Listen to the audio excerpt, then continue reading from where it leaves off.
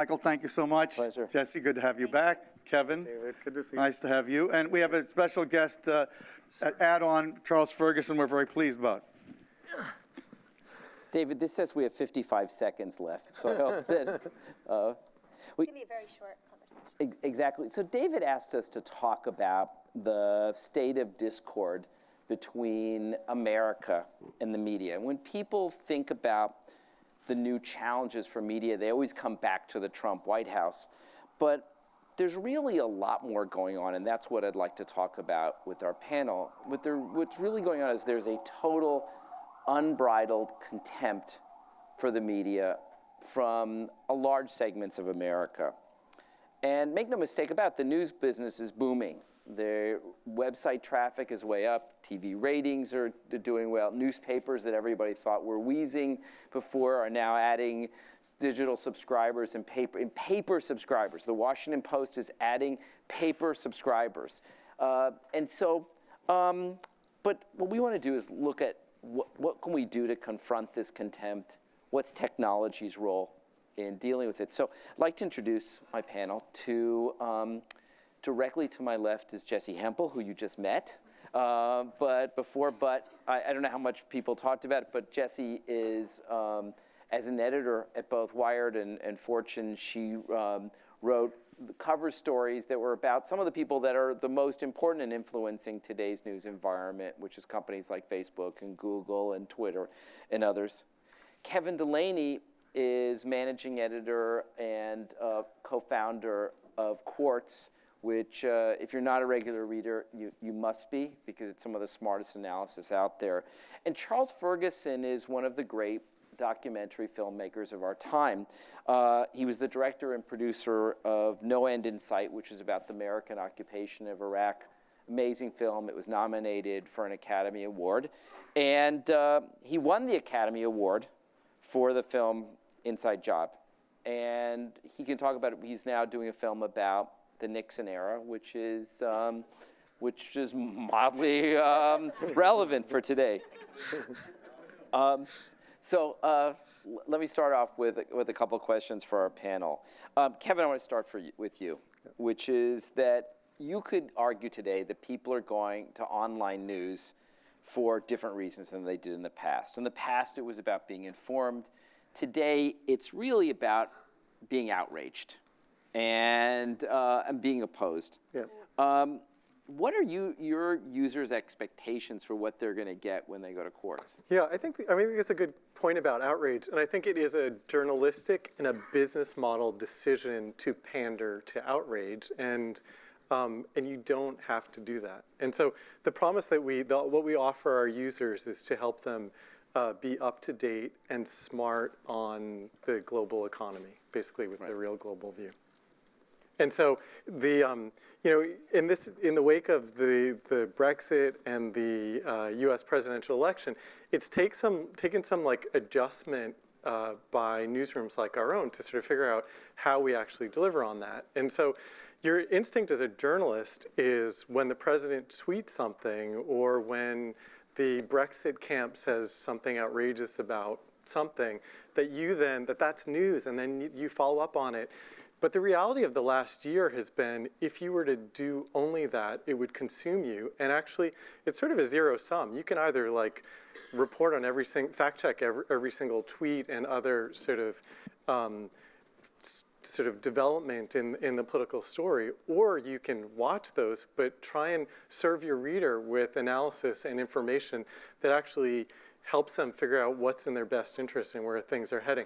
And what we didn't realize at the beginning of this was that those two, in this moment in history, are more in tension and more in conflict than we're used to them being, partly just because of the volume of the fact-checking and tweet watching that you could be doing. So are you being held to a higher standard, and your readers always expect that you're going to do well-researched factual journalism?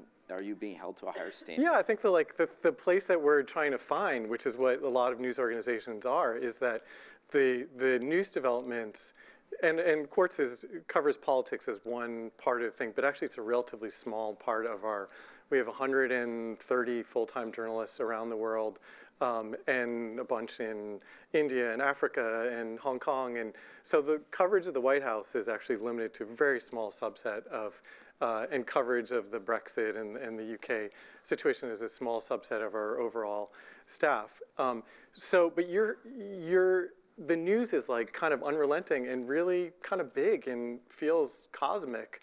And so what you're being held to is delivering analysis, but probably at a pace that's much more accelerated from what it has been. And what that means is that you need to have journalists who have a certain amount of expertise in what they're writing about, so they can actually say smart things with a time frame that is compressed. Because if you wait a week to write that article about something like North Korea or the situation in North Korea, like the facts have changed a lot over that time. And people aren't waiting for the research? I think they are. I mean, we're finding an audience for people reading these things, but I guess our own expectation is like we're not going to sit around and take our time and sort of create amazing artisanal sentences. Whereas there's greater we love artisanal sentences, for the record. I love artisanal sentences. But there is greater urgency just because of the sort of magnitude of what it feels like we're going through. So Jesse, as editor of Back Channel, which by the way, many people don't know is part of Condé Nast now, you're covering a lot of what's happening, not just in the technology business today, but what its impacts are more broadly. There is a belief that there's a large segment of the population that's been left behind by technology, and that's one of the things that we're seeing today in terms of the credibility, not just of news, but of other forms of media and technology. What do you think about the set of people? Are we really seeing people that are left behind by technology?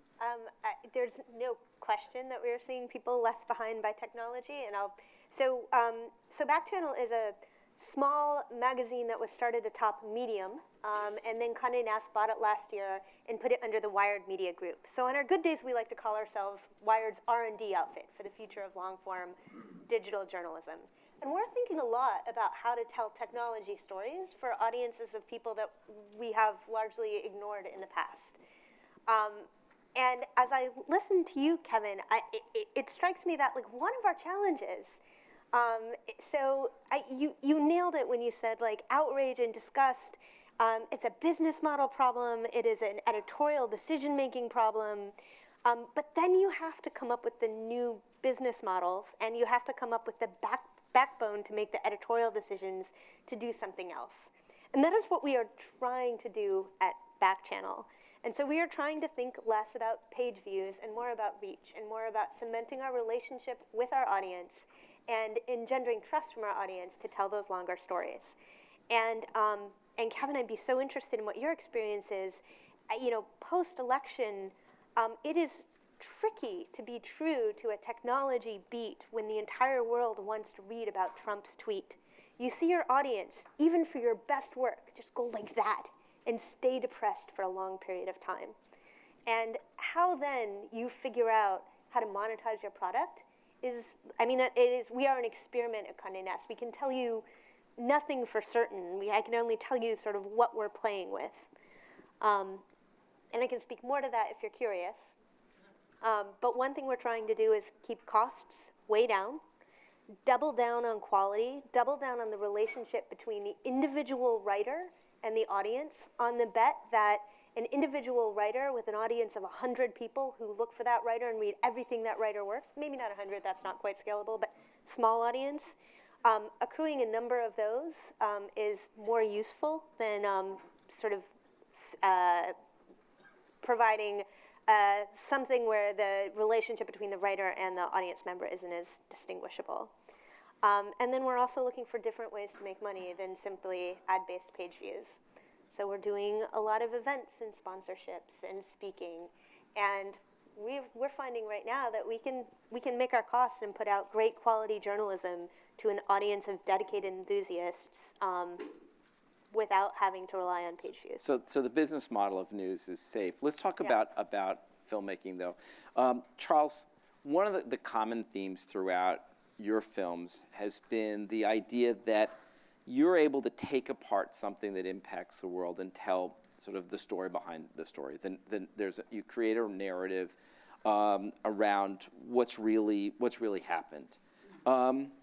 What is really happening today? Do you feel that you're going to be in a position to provide a narrative around today, or is it going to be referred from other periods that you're looking at? Well, that's a nice small question. I think we are living in an extremely complicated, confusing, paradoxical, unstable time. And what I see in the work that I'm trying to do three things now. I'm making a 4.5-hour long film about the Nixon era, particularly, though not exclusively, Watergate. I had that idea, by the way, before Mr. Trump was a gleam in anybody's eye, so I can't claim that I was prescient. I was just lucky in that case. But it is, of course, utterly extraordinary to go through that material now. It's amazing. Second thing that I'm doing is getting ready to do something on Mr. Trump.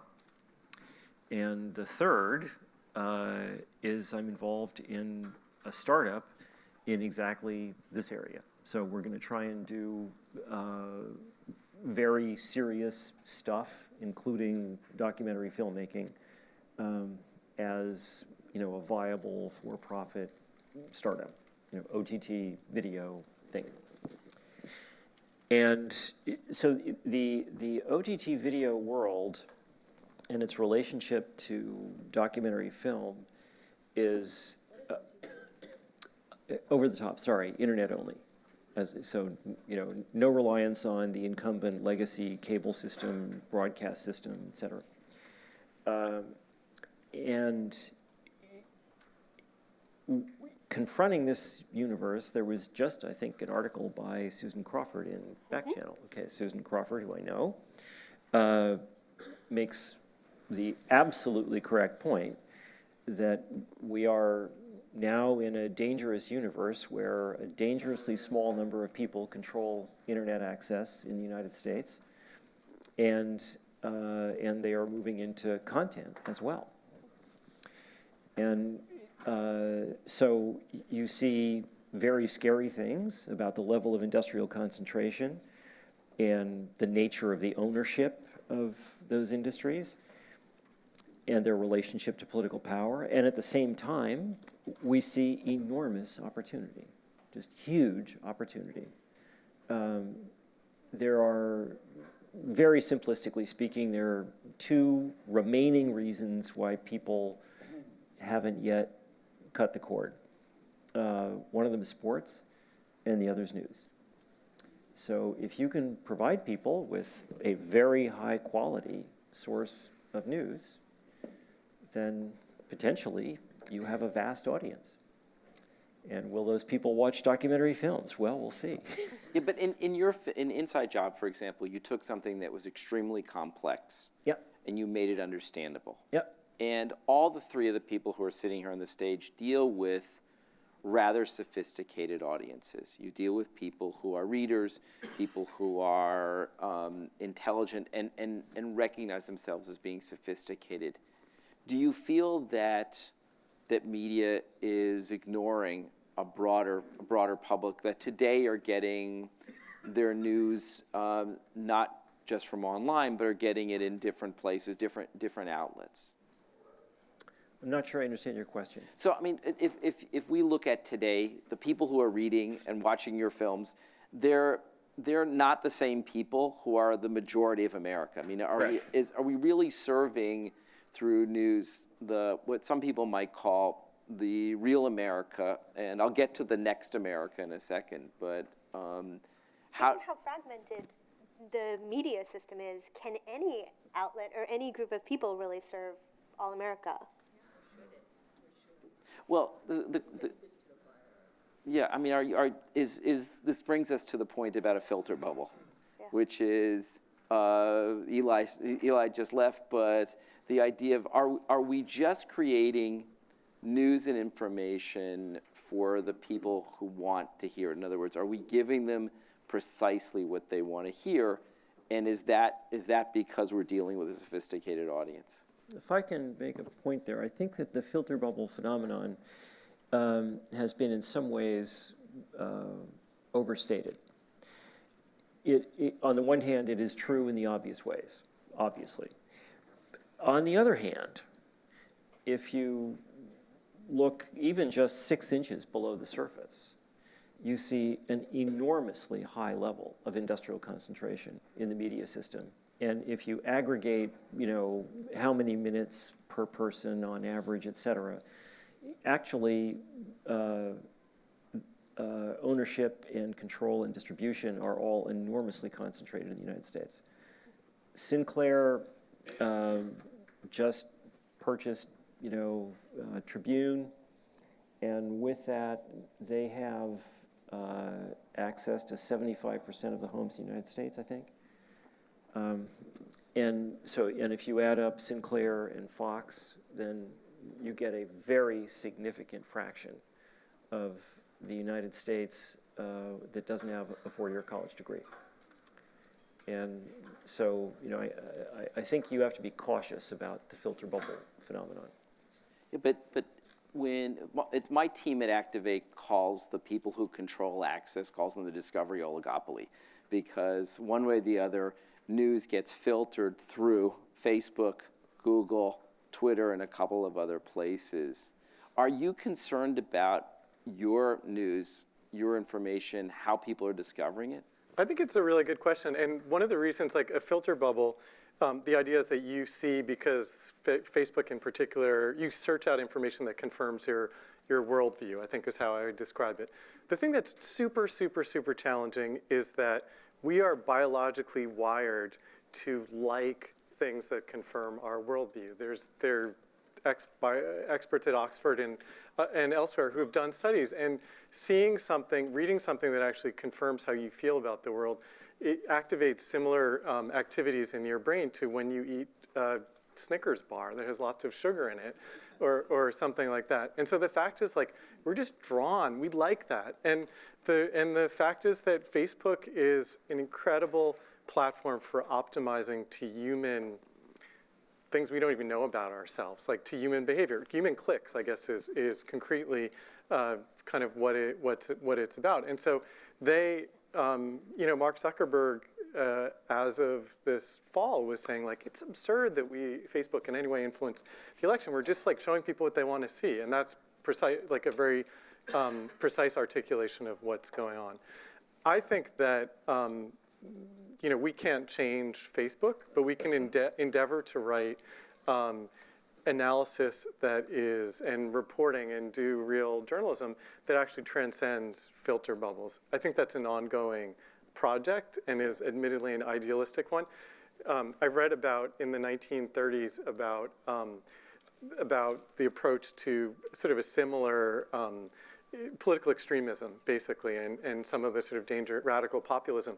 And there are groups of earnest academics who started creating these museums about humanity, basically. Like, and you see these, like the Museum of Man in Paris and these other cities.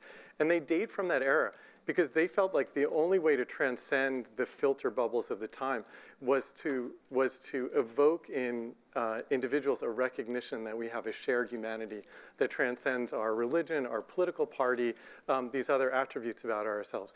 I think that would be a really interesting project right now. What's the equivalent? And it may be documentary films have and photographs and visual media actually have the potential to elicit responses around a shared humanity that, quite possibly articles on Quartz and Back Channel have a harder time actually accessing. So I don't know. I just told you that I don't know the answer to your question, but I think it's a vital one, and maybe we should look at history even for more creative ways to think about it. Jesse, but you look at the world of the people who are in fact providing the filter and serving up. That would be the tech titans. Exactly. In the Valley, right?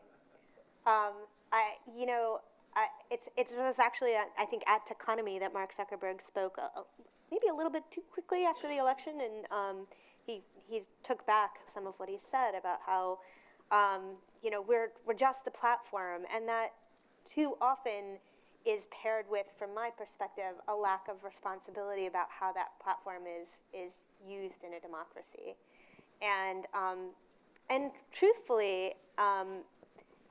It becomes dangerous when we expect any of those filters, when we ask any of those filters to lean too heavily on editorial tools to shape the stories. We actually, I don't believe that we want that either.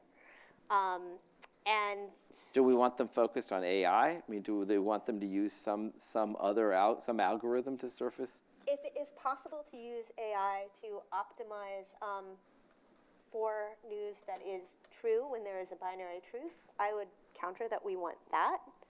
But I mean, that is coming regardless.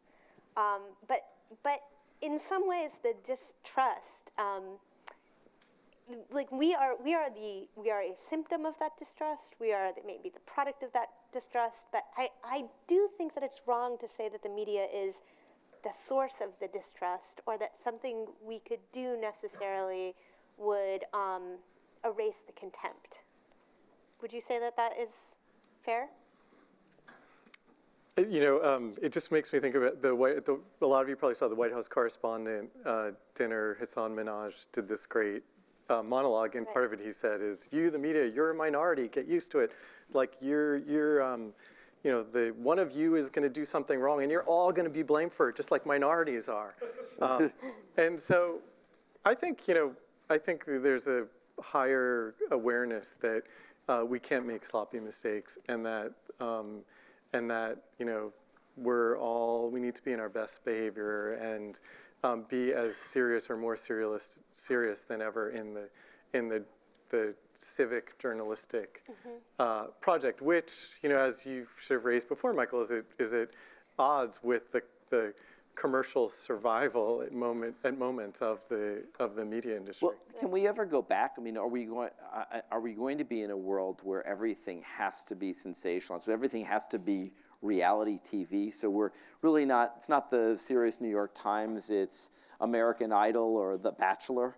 Are those the analogies for where we expect news media to go, and how we get past this sort of conflict with most people in the news media? I think it's wearying to be told how you should feel, and that's effectively what these commercial and journalistic models are. This is outrageous. You should feel outraged. This is all about outrage.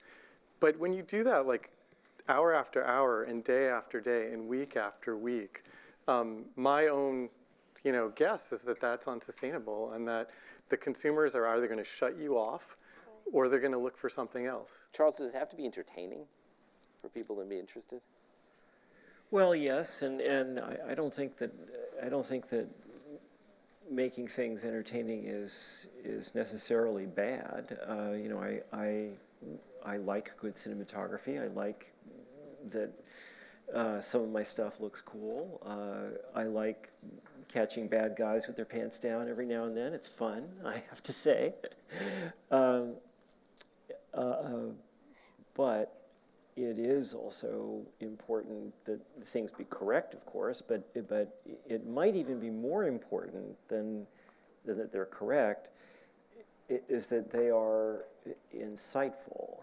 And I mean, to take the subjects of my first two films,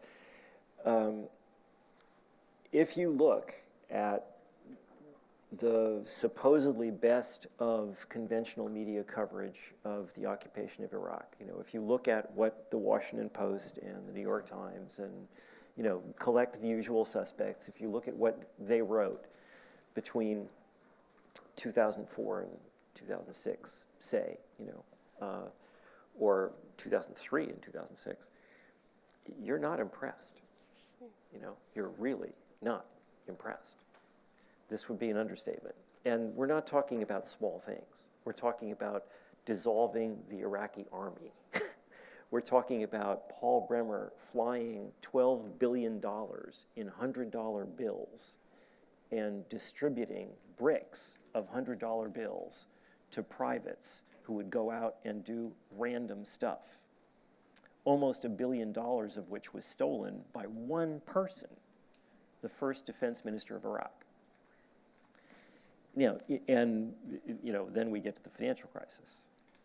And the New York Times still has not totally learned its lesson in this regard. There was just an op-ed. God, what was his name? He's a professor of law at Harvard, and he published an op-ed in the Times like a week ago, and it was about how you needed to deregulate small banks in order to get more economic growth. I know this guy, and he has taken money from just about every financial services organization on the planet. A fact not mentioned. And, when you see that kind of thing still happens on a very regular basis. Now, that's not to say that these publications don't do good stuff. They do great stuff. I love the New York Times. There's lots of very good journalism in it. There's lots of very good journalists who work for it. But you would think that with something like the financial crisis, with something like the occupation of Iraq, that at some point they would say, hey, you 20 people, go figure this out. And they don't do that.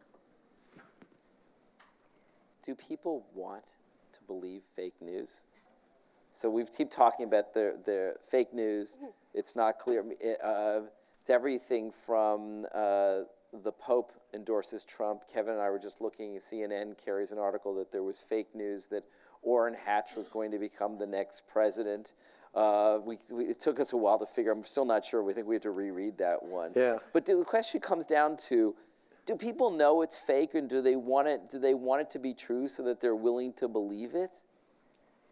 I think you're giving people too much credit for thinking about that question at all. They just absorb ambiently and keep going, and that's even more challenging when it comes to fake news. It's not the stuff that you and Kevin read and take a moment and pause and say, is that true or not? I mean, that is like such a win that you ask that question. It's more the stuff that just sort of flies at you and surrounds you that you don't question. And I would say that people don't want it any more than they want the Snickers bar. But the fact is that biologically we're conditioned to allow for it, make room for it, and seek it. And so then the challenge becomes that we have to collectively, as some sort of an authoritative whole, take a step back and say, are we going to stand for it? And if not, how are we going to attempt to build the tools that will allow for something else to emerge? And I would totally agree with Kevin that people are going to get bored with the reality TV, the sort of the kind of media that we have now. And I am optimistic in thinking that it will change to become entertaining in different ways. But I don't necessarily believe those ways will be better unless we're thinking about these larger questions in tandem with the development. We're running out of time. I'd just like to ask each of my panelists to give us, is there something that we should take away, something we should be thinking about over the next weeks and months as we look at what the media in the context of technology are doing? Charles, let's start with you, please.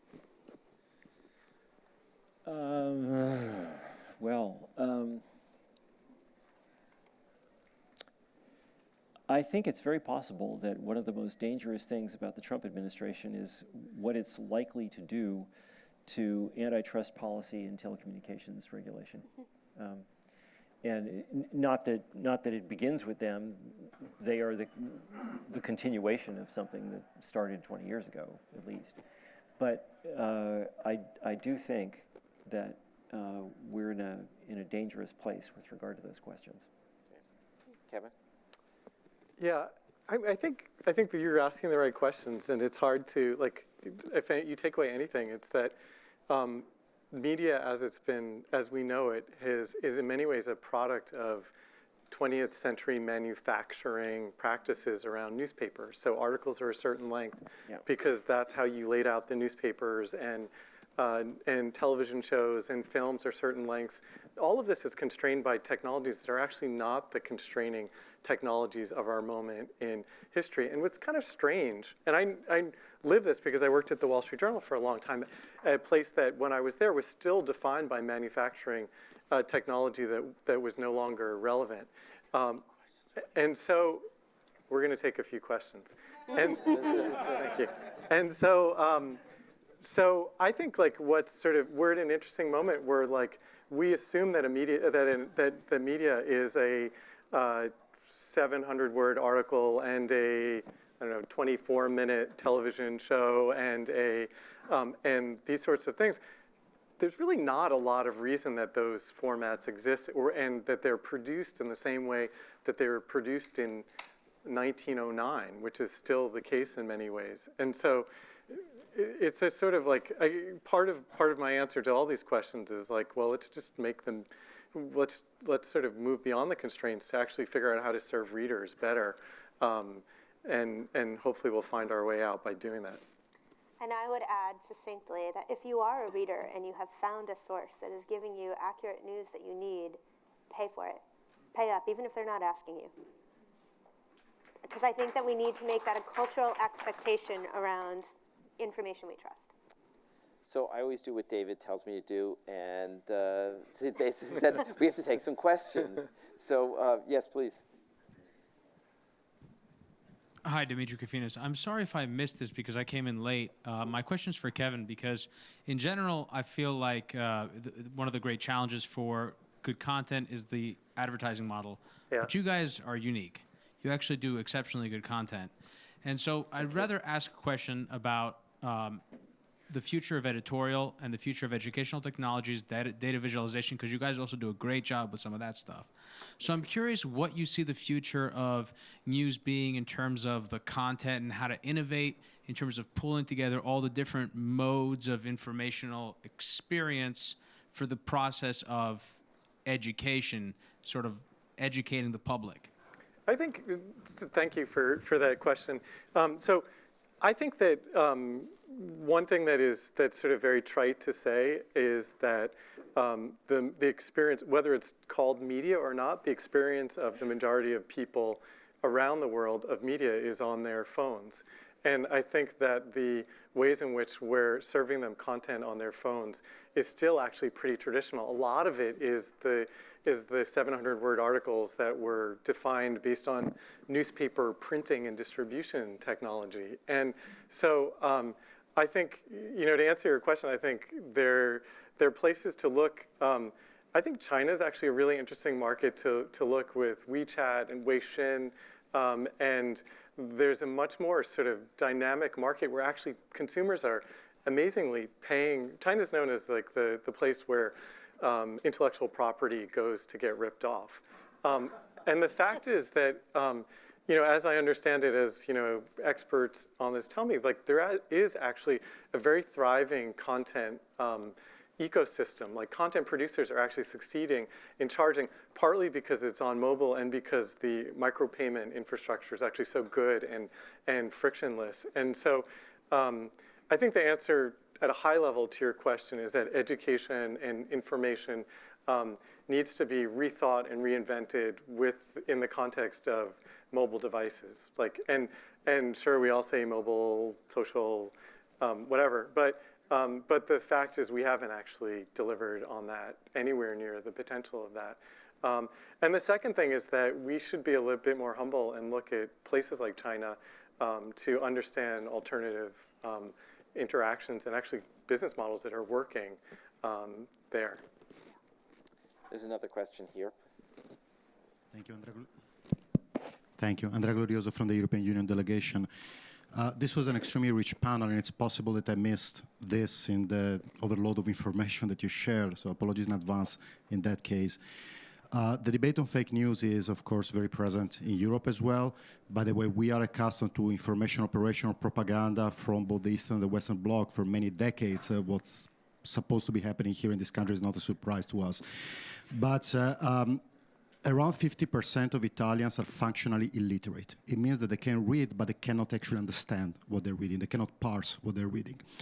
Don't you think that as an industry, the media industry has an interest to push for much more investments into media literacy education at a very early age? Because by the time you're 18, the way in which you process the world around you, the way in which you ask yourself, am I actually believing this? What are the bases on which I am to believe this or not is already set. You need to intervene much earlier. I don't see a lot of the debate here in the US, to be very honest. So I was curious to know what were your thoughts about that? If that didn't come up, it might be because I take it as a given that, of course, and desperately, we need to be teaching our youngest people better skills around how to decode what they're seeing.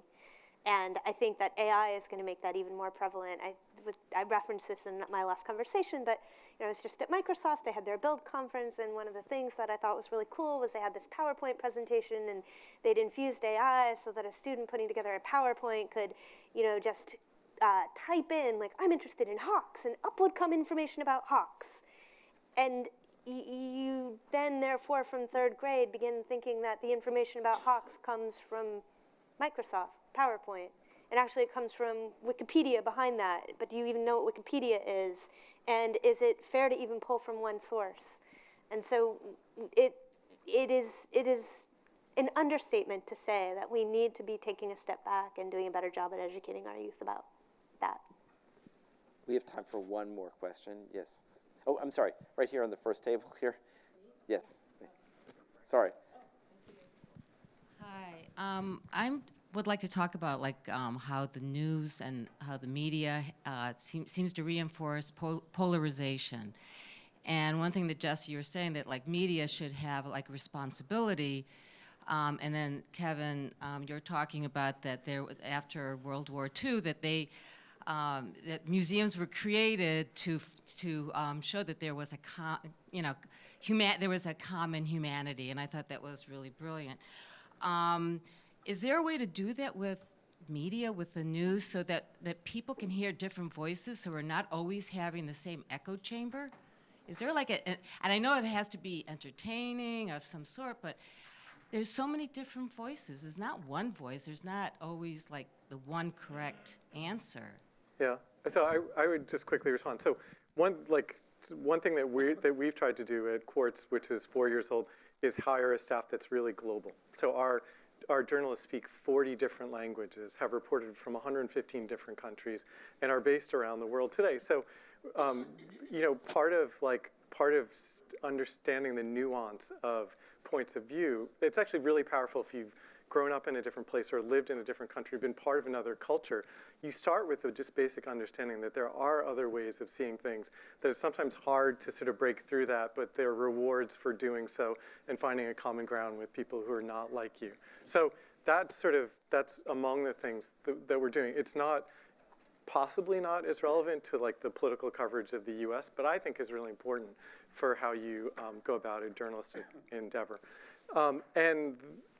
What's interesting is that I think Facebook has taken what you've just said. Among the things that they're doing is starting to experiment with ways to show you different views, which Mark, I think, was unwilling to confront, as recently as this fall. But so in the French elections, when you're looking at an article about one candidate's view or from one candidate, when you click back to Facebook, they would show you, here are the views of all the candidates on this position. Facebook now has said publicly that they're experimenting with something they call discover or explore.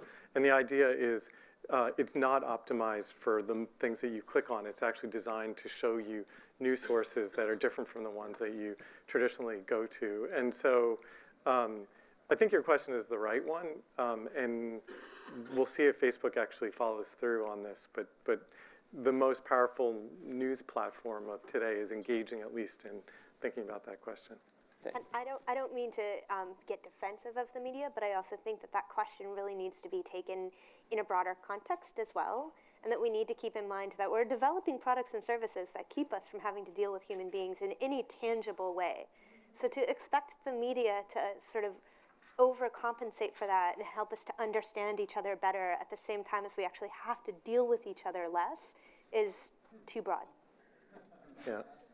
Thank you very much. Yeah, thanks, Michael. Great. Thanks.